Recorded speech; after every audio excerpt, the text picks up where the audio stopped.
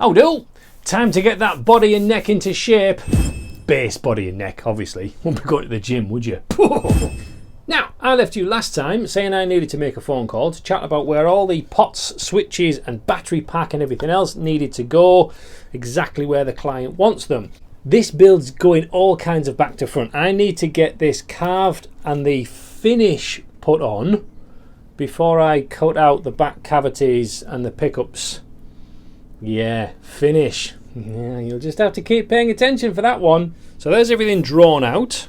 All this means now is I now have this section here with the pickups where the cavity needs to be, where I can do a little bit more weight relief inside of here, going in from the sides, just like I did on the other one. So I've got two holes and I've managed to go in at slightly different angles from that same hole as well. This used to be 9.2 pounds weighed in as big blocks like this. We're already at 8, just hollowing out those little bits like this on the top half and the bottom half. So by the time we've shaped the neck, which is obviously chunky maple and oak, by the time we've cut out a huge back cavity in there, we might even be under 7, which is crazy for a base. Well worth the effort. Now normally when you're building a guitar body, you would take a long drill bit and come in through the neck pocket to drill a hole through to connect up those cavities so the wires from this pickup can go through this pickup cavity and then out into where all the pots and tone things are. We can't do that with a through neck. You can't get in, can you? So what I'm going to do is I'm just going to create a groove between the two pickups here, big enough so that I can fit the wires from this pickup through the little cavity and into there before I glue this onto that side piece. Now I think we came up with this idea with Corey from Soul Good Guitars through the Guitar Builders Collective. If you are a guitar builder, check out the guitarbuilderscollective.com. It's where we all hang out. I'll put a link in the description for that.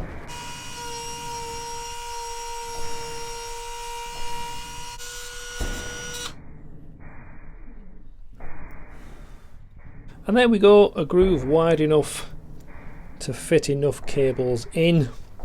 So now we can glue that body onto the top of there and get some shaping done.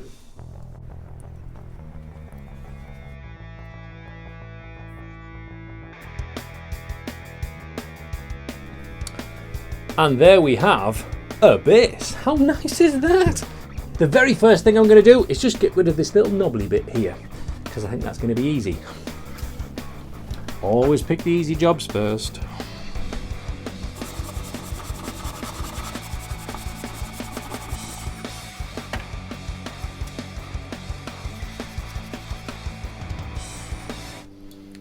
And if nothing else, that's just made me feel better.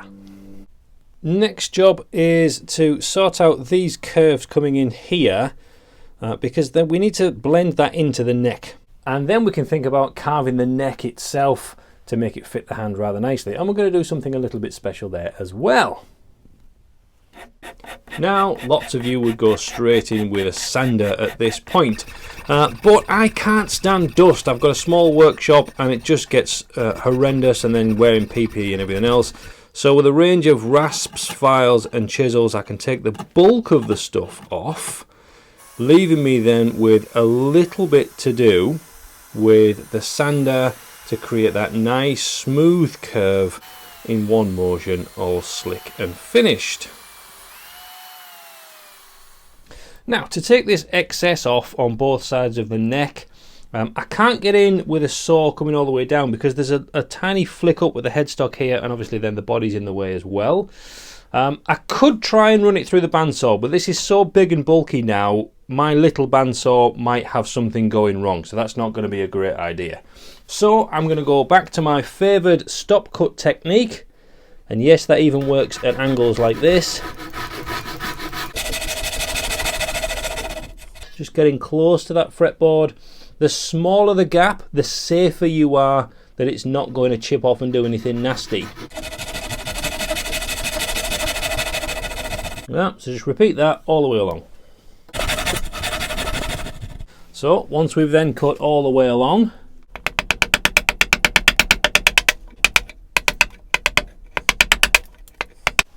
So we can see going along with the chisel, taking the bulk off leaves me a little slither that I can take that off with a spoke shave or something like that to take this last bit down so it's nice and flush with the edge of that fretboard.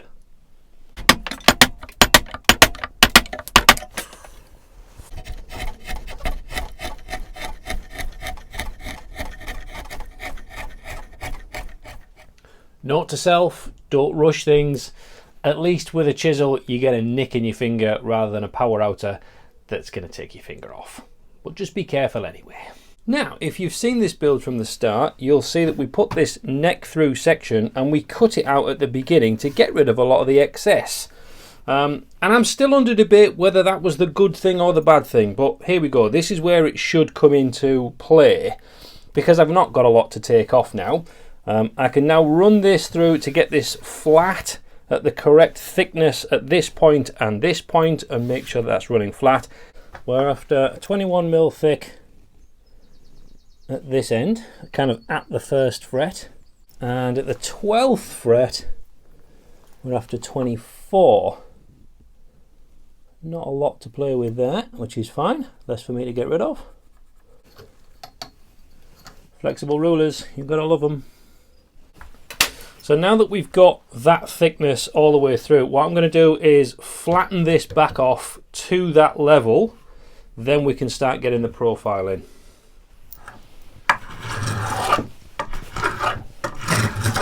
So you see I'm not clamped down on the body at all here. I'm just using my relaxed muscle to support it.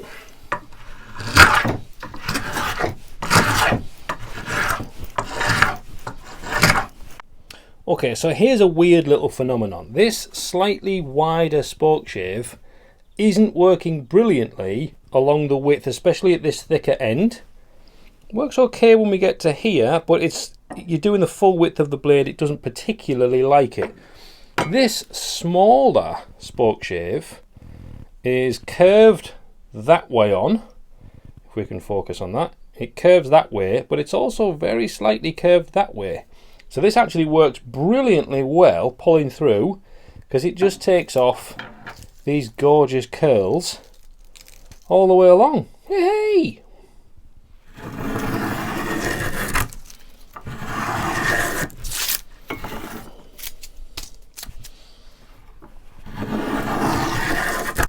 Okay, it's time to make the neck profile. Hooray! We'll sort out the heel and the link to this little head bit later on, but let's get that curve done first. Now, most guitars that you ever pick up in a shop will have either a C or a D shape, constant curve all the way through, where the peak is down the center line of the neck. We're not going to do that today. Today we're going to have a slightly asymmetrical neck. Now what that means is instead of drawing an initial center line, we're going to move up a little bit so the peak is slightly off center, asymmetrical. But we're even then going to go weirder than that. So we're going to have a slightly asymmetrical at this end, where we're going to be actually working on that edge between the maple and the oak.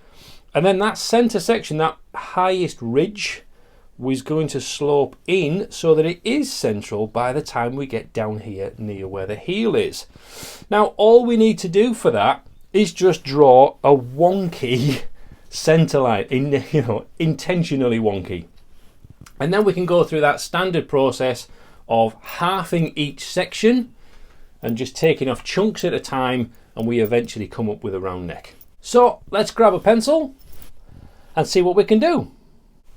Okay, so now that we've marked off these lines, so this is halfway between there and there, and then this one is halfway between there and the very edge of the fretboard I've gone to this time, rather than the edge of the neck piece. And basically we're just going to scrub off all of this section, this half here. So we've got this big triangulated section all the way through, and then doing the same on the other side.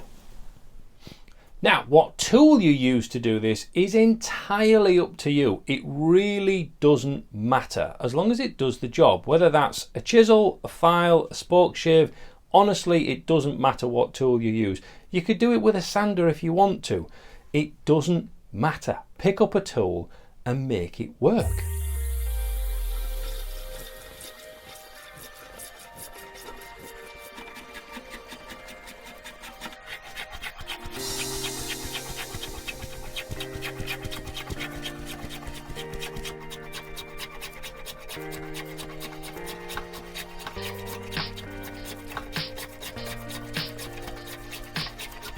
So after we've done those halves, now we do this half. So we split this new facet down the middle.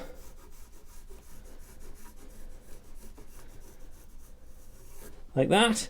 And split this down the middle, which pretty much happens to be where the fretboard is. And then we can do the same on this side as well. So now we're cutting off that peak, and then that peak, and then that peak, and we keep going around like that.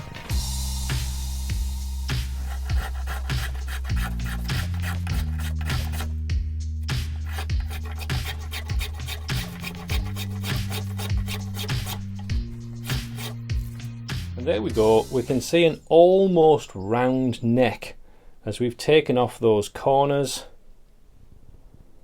Okay, so all we need to do now is just take off the sharp edges each time, little bit at a time from now on in, and you'll have a perfectly round neck.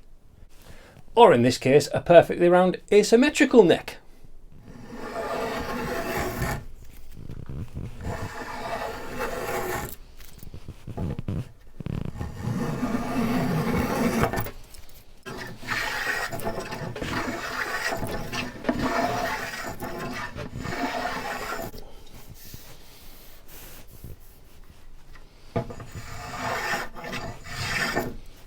Well, that feels rather pleasant. So again, that little extra thickness at the top end just fits in there a little bit nicer while we're playing, get the fingers round, and it all levels off so your thumb's got a bit more of an anchor down here with the big money notes. All I'm going to do on this bottom half is just round off the edge. I'm not putting a comfort carve in. We want a nice flat surface to rest on your knee on here. So we just want to round that edge off. Now I'm going to use a fairly similar technique like we had with the neck, in that I'm just going to put a line about 1/4 inch, something like that, all the way around, and then do the same on this side. Just follow that all the way around like that, and again then I'm just going to take that off as a triangular lump and then just smooth it off round from there. So rather than getting the power outer out with that curved piece that always scares the potatoes out of me, it's too much like chipping a big chunk off and then the entire lot's ruined. So quick, easy, simple, hand tool woodworking, safe as houses.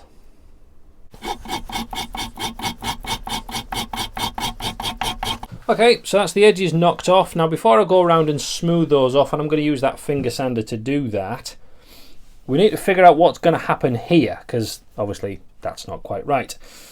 So do I create on the back here a nice curve that matches those two up and then dig down into there, or do I go in and round off a little bit of that? Ooh, let's draw a few and find out which one we prefer. Do we think it wants to flow in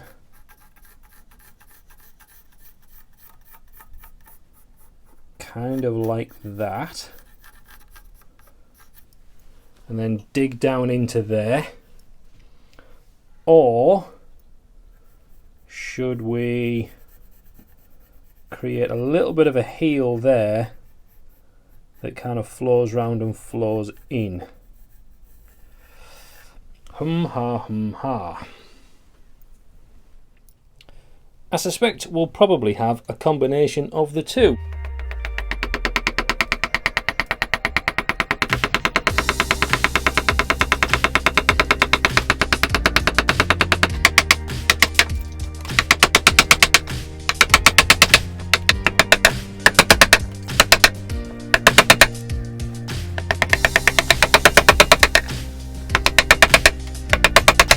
So, extremely rough carve, but that's quite nice to have. We kind of round that bit off there, make that smooth. That's going to feel nice with your thumb to anchor in. I'm going to take a bit more off there so it kind of flows from this section into that profile. So kind of getting rid of that corner, I think, is what I need to do there. And then I can actually get every single fret easily done on the next side. Woohoo!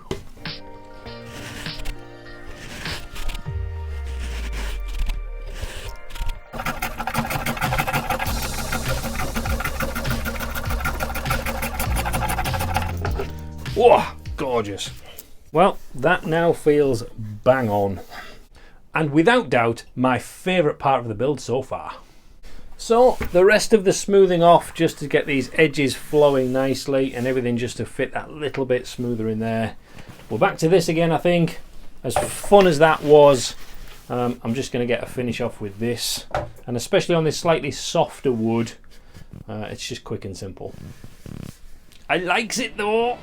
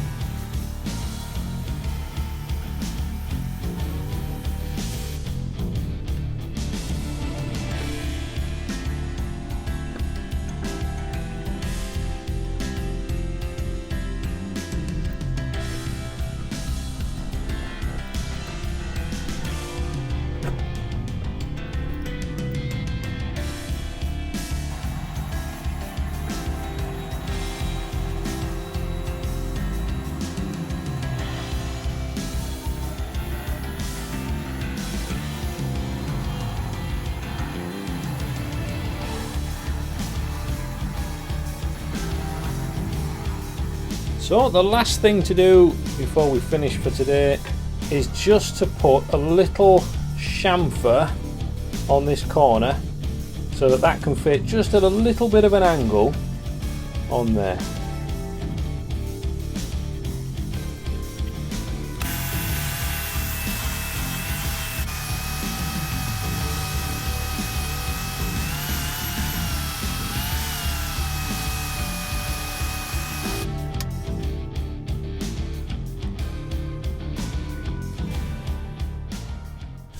Cool. So there we go. We are now ready for the finish to go on. I'm excited about this. So the finish is going to be on the wing sections, not the neck through parts. And you're just going to have to come back next week and find out what the heck's going on. Until then, click this video and I'll see you next week. Bye bye. God bless.